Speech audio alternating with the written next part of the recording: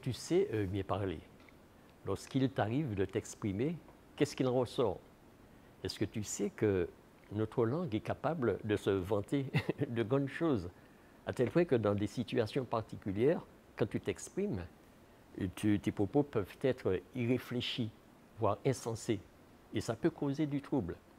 Nous voyons des exemples dans les rapports conjugaux et des incompréhensions peuvent survenir parce que les propos peuvent être dérangeants entre les membres du couple.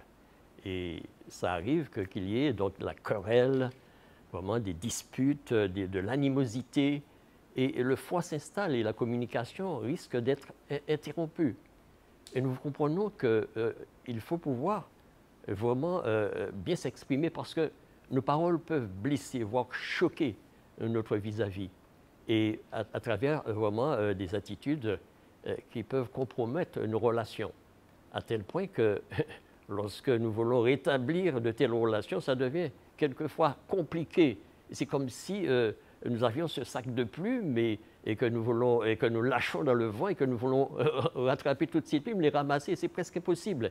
Et ça peut être le cas de relations qui sont compromettantes. L'apôtre Jacques nous dit ceci: de notre bouche peut sortir la bénédiction et la malédiction. On peut encourager comme vraiment perturber quelqu'un par nos propos. Ce qui veut dire que vraiment, lorsque nous voulons vraiment remettre les choses au point, mais c'est compliqué. On comprend que vraiment il faut pouvoir maîtriser notre langue que nous parlons. Parce qu'une parole dite à propos est agréable. Il est même dit que celui qui retient ses lèvres est un homme prudent.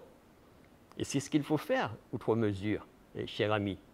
Nous voyons l'exemple de Jésus-Christ lorsqu'il a été confronté à ses interlocuteurs au moment où on lui posait des questions et comment il savait maîtriser la situation. C'est notre exemple, c'est notre modèle.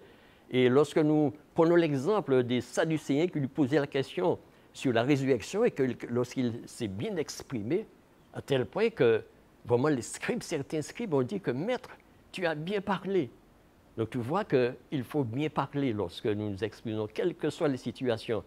Et lorsque nous sommes juste dans nos propos, alors notre bouche peut devenir vraiment une source de vie. Et c'est alors que nous pourrons réconforter, encourager, apaiser, consoler et même pardonner. En quelque sorte, en résumé, c'est aimer. Aimer son prochain comme soi-même.